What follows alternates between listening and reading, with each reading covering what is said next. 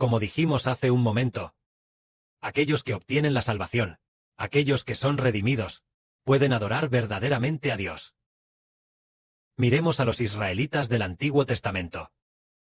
Cuando venían a adorar a Dios, Dios les ordenaba ofrecer bueyes y ovejas en sacrificio a Dios, para poder adorar a Dios. Pero ahora descubrimos que, cuando ellos adoraban, Dios en realidad no come carne de buey, ni come carne de oveja. Por lo tanto, ellos no podían adorar a Dios. Si un pecador quiere adorar a Dios, Dios no lo acepta. Sin embargo, debido a la misericordia de Dios hacia Abraham, Isaac y Jacob, pidió específicamente que los israelitas construyeran el arca de la alianza, obtuvieran las 2 tablas del pacto, y construyeran el templo, precisamente para manifestar el pacto de Dios con Israel. Pero debido a que los israelitas, tanto el sumo sacerdote, como la gente común, todos eran pecadores, y Dios es santo. Tal como dijo el Padre Celestial, yo soy santo, ustedes también deben ser santos, todos son pecadores. Por lo tanto, su adoración en el templo de Jerusalén no podía llegar hasta Dios, ni ser agradable a Él. Entonces, ¿qué tipo de adoración es agradable a Dios? Porque el Señor dijo, la salvación viene de los judíos. Solo aquellos que obtienen la salvación, su adoración es agradable a Dios. Veamos. ¿Qué significa ser salvo? Es la persona que, después de creer en Jesús, obtiene una nueva vida creada. Cuando ellos adoran a Dios, Dios se complace. El Padre Celestial eligió específicamente a un pequeño grupo de personas, los 144,000, los 24 ancianos y los hermanos de Heber, como sacerdotes de Dios. Entonces, cuando adoramos a Dios, Dios se complace.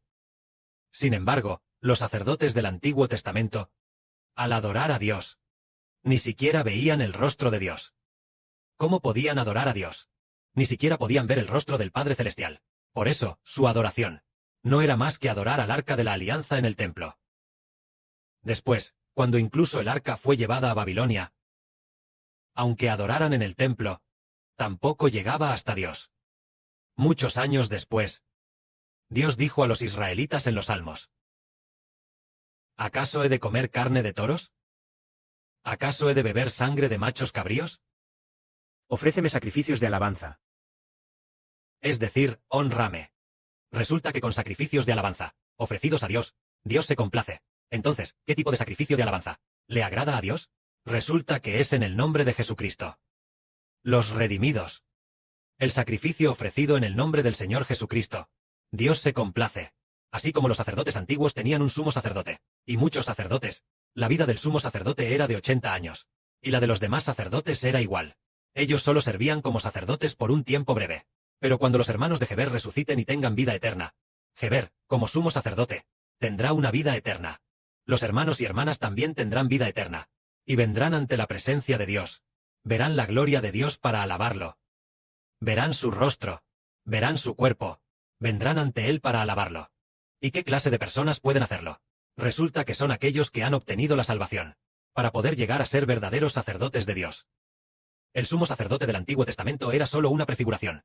El sumo sacerdote del Nuevo Testamento, ellos eran solo símbolos. Por ejemplo, el sumo sacerdote del Antiguo Testamento era simplemente solo una sombra del verdadero sumo sacerdote, el hermano Heber. Por ejemplo, el sumo sacerdote del Antiguo Testamento, Eleazar, el hijo de Aarón, sucedió a Aarón como sumo sacerdote, tal como el hermano Heber sucede al Señor como sumo sacerdote.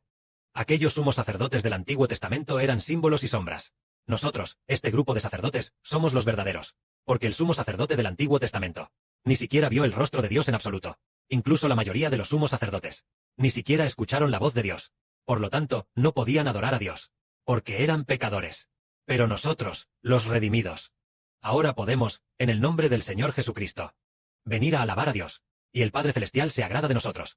En el futuro, después de resucitar de entre los muertos, estaremos ante la presencia de Dios, para alabarle por los siglos de los siglos, y servirle.